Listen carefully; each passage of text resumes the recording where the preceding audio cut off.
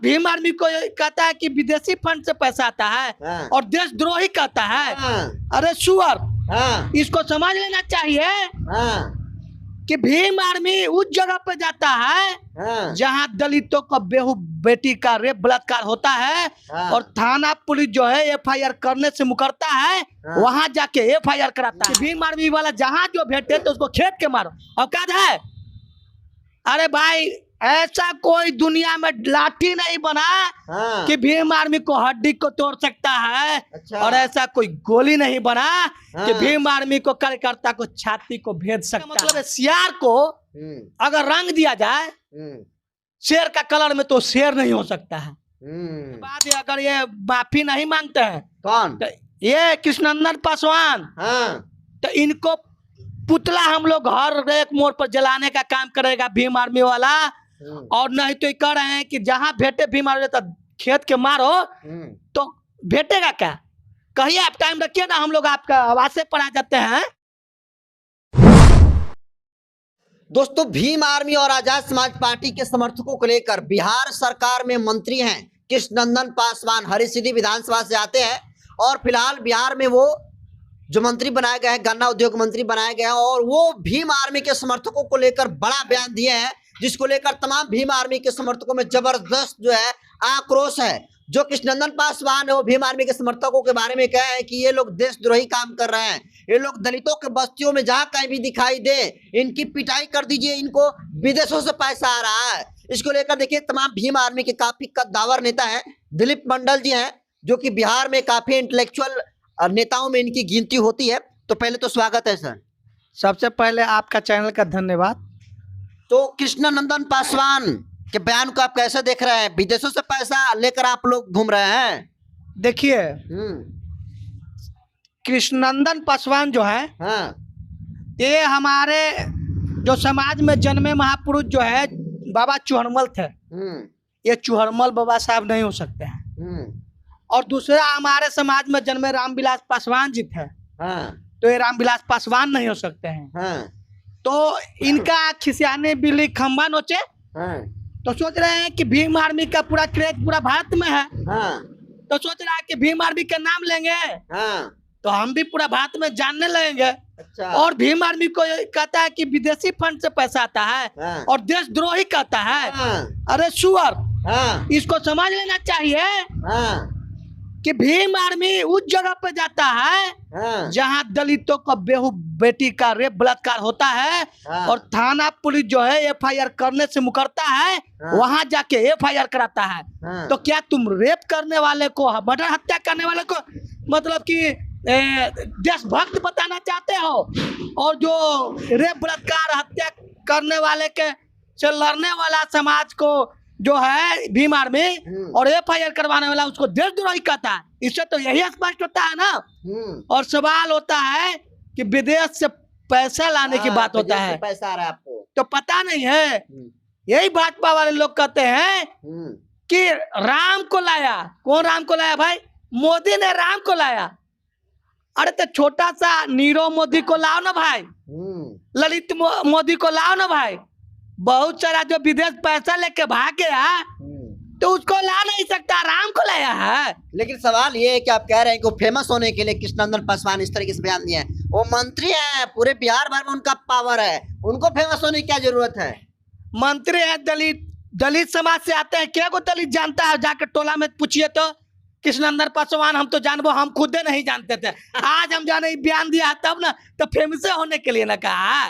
काम करबे नहीं कीजिएगा, मतलब कि बन जाए। ये भाजपा के पालकी ढोने वाले लोग हैं, जो भाजपा को पालकी ढोता है उसी को आज भाजपा जो है मंत्री संतरी बात है। और ये संविधान की बात करता है, संविधान का कुछ बैनर लगा के प्रोग्राम कर रहा है। हाँ। और कह रहा है कि भीम आर्मी वाला जहां जो भेटे तो उसको खेत के मारो, औकात है? अरे भाई, ऐसा कोई दुनिया में लाठी नहीं बना हाँ। कि भीम आर्मी को हड्डी को तोड़ सकता है। अच्छा। और ऐसा कोई गोली नहीं बना कि हाँ। भीम आर्मी को कार्यकर्ता को छाती को भेद सकता है। इतना कॉन्फिडेंस है? हाँ जी। और अगर जिस दिन अगर भीम आर्मी को गोली अगर छेद देगा भीम आर्मी को छाती को कोई कार्यकर्ता को, हाँ। तो वो शहीद हो जाएगा। एक सवाल ये है दिलीप मंडल जी कि जो कृष्णनंदन पासवान है वो दलित समाज से आते हैं, आपके बड़े नेता हैं चंद्रशेखर वो भी दलित समाज से आते हैं, क्या दिक्कत हो गई कि कृष्णनंदन पासवान को चुनाव से पहले इस तरीके से बयान, वो इनका शक्ति इतना शर्मनाक बयान दिए हैं आप लोग को लेकर? इनको लग रहा है कि कहीं हमारा कुर्सी डगमगाने न लगे, कि दलित कम्युनिटी के लोग धीमे धीमे जुड़ते जा रहा है, ओबीसी के लोग जुड़ते जा रहे हैं, SC ST OBC के सब भीम आर्मी के पीछे जुड़ते जा रहा है। हाँ। और ये लोग तो काम करने वाले हैं नहीं, AC रूम में बैठ के मलाई खाने वाले हैं। कहाँ कहीं ये लोग का, अगर कहीं दलित के बहू बेटी के साथ रेप बलात्कार होता है, किसी दलित भाई का हत्या होता है, तो या तो पक्ष बिहार में न पक्ष के तरफ से कोई विधानसभा में आवाज उठाती है और न विपक्ष के तरफ से कोई आवाज उठाती है। तो क्या दलित केवल मार खाने के लिए और बहू बेटी की इज्जत लुटवाने के लिए ही पैदा हुआ है? ये लोग को ढकनी पर शर्म पानी में डूब के मर जाना चाहिए कि उसी बाबा साहब का आरक्षण के बदौलत आज ये लोग विधायक और मंत्री संतरी बनता है, ये लोग का बोली नहीं निकलता है। जब चुनाव आएगा तो समाज को ठगने के लिए तरह तरह के बातें करेगा।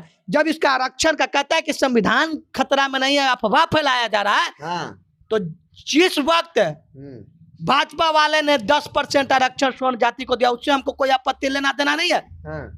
दो, अच्छा लग रहा है भाजपा को कि स्वर्ण को भी आरक्षण चाहिए।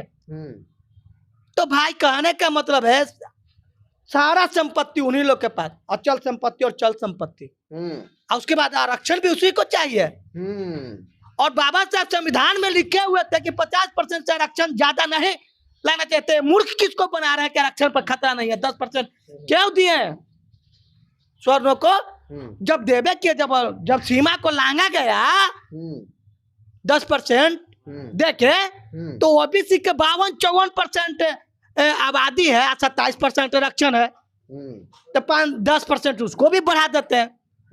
अभी एसी का बहुत सारा समाज मतलब कि निचले वर्ग में जो है, जो आरक्षण का लाभ नहीं मिल पाता, बड़ा ही तैसी बड़ा चिंतित होते हैं। तो क्रीमी लेयर भाजपा लागू कर दिया, तो 5% वही क्रीमी लेयर के लिए मतलब कि दे देता कि जो नीचे जो है, जो SC कॉम का जिसको लाभ नहीं मिल रहा है, तो इसमें 15% वाला में भी लाभ लेता, हम लोग का कोई आपत्ति नहीं होता, 5% बढ़ा देता। जो हमारे समाज का SC ST का जो नीचे जो दबा हुआ है, तब न जानते कि शुभचिंतक है दलितों का भाजपा। तो मूर्ख किसको बनाते हैं कृष्णनंदन पासवान जी?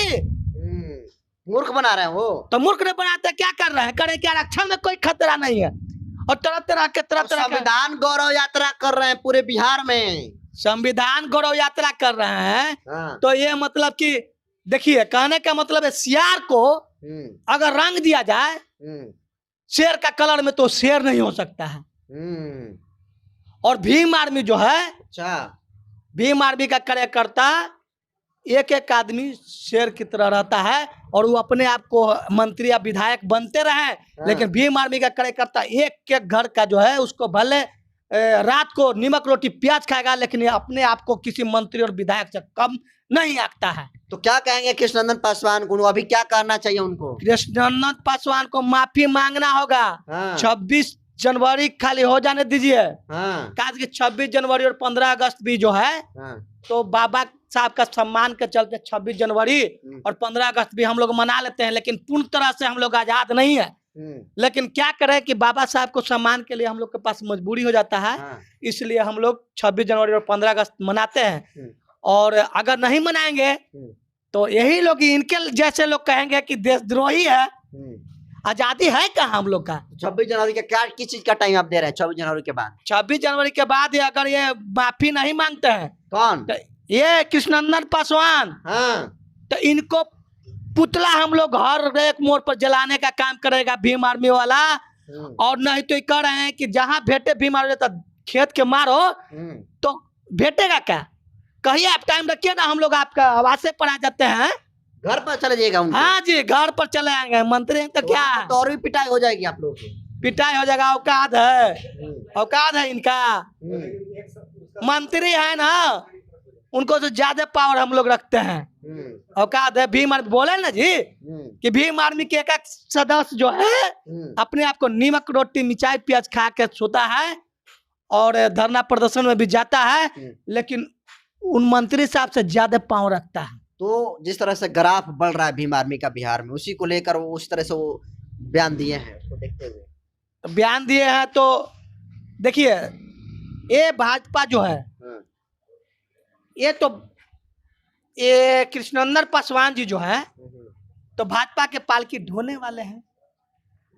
तो अभी उनको माफी की मांग कर रहे हैं आप? तो माफी मांगना होगा। तो चलिए देखिए, इन पर बाद में आएंगे। और देखिए, एक और भीम आर्मी के काफी जो है जुझारू युवा नेता हैं, कैसे देख रहे हैं कृष्णनंदन पासवान को आप? पहले तो मैं आपका चैनल को धन्यवाद देता हूँ, और आपका भी और आपका दर्शक को भी। जो कौन पासवान बोले से? कृष्णनंदन पासवान। पासवान जी जो गन्ना मंत्री हैं, हाँ। जिन्होंने आज संविधान यात्रा, गौरव यात्रा कर रहे हैं अपने माने पूर्वी चंपारण में। तो इससे पहले संविधान को बड़ा चिंतित हो रहे हैं वो लोग। जब SC/ST एक्ट खतरा में था तो वो लोग कहाँ थे? उस समय यात्रा नहीं रोक रहा था। जब क्रीमी लेयर समाज में लाया जा रहा था, SC/ST OBC समाज को, SC/ST समाज को बांटने के लिए, तो वो कहाँ थे? वो संविधान यात्रा क्यों नहीं कर रहे थे? आज जब उनकी कुर्सी खतरा में है तो चंद्रशेखर आजाद का टीम भीम आर्मी पर वो आज एग्जाम लगा रहे हैं कि उसका विदेश का फंडिंग होता है। तो उनका सबसे पहले तो उनका जो है कुर्सी और उनका सीट खतरा में है। और जो समाज SC/ST का समाज जो उनको वोट देके आज मंत्री बनाया है, भाजपा में रहते हुए भी कौन जानता है उनको? जो केंद्र डबल इंजन के सरकार आप जानते थे कि नहीं इससे पहले? हम लोग तो जानबो न करते हैं कि कहाँ के कौन मंत्री है। आज पहली बार आप ही के माध्यम से हम लोग सुनने के लिए मिले, और ऐसा दुखद घटना सुनने के लिए मिले कि मेरे समाज के होते हुए मेरे समाज के संगठनों पर, मेरे लोगों पर आरोप लगा रहा है वो बंदा। क्यों लगा रहे हैं? वो भी दलित, आप लोग भी दलित। वो दलित नहीं हो सकता है साहब। वो दलित के नाम पर भेड़िया है और वो गद्दार आदमी है। हाँ, वो क्या गद्दार। कहेंगे उसके लिए? क्या करना चाहिए? उनको माफी मांगना चाहिए समाज से। और खासकर हम अमर ज्योति जी से कहना चाहते हैं कि आप बिहार के प्रदेश अध्यक्ष हैं, और आप ही का समाज का मंत्री एक जो संगठन पर आरोप लगा रहा है कि वो लोग विदेश से फंडित करता है और विदेशी लोग इनको चंदा देता है। तो अमर आजाद जी को, अमर ज्योति जी को तुरंत उनको माने आवास को घेरना चाहिए। हम लोग तो तैयारी कर रहे हैं कि जल्दी वो कहे, जहिया कहे वही उनको आवास को घेरने के लिए पहुंचते हैं हम लोग। और लगा ले डंडा जरूर। भीम आर्मी नहीं झुका है, कभी नहीं झुकेगा।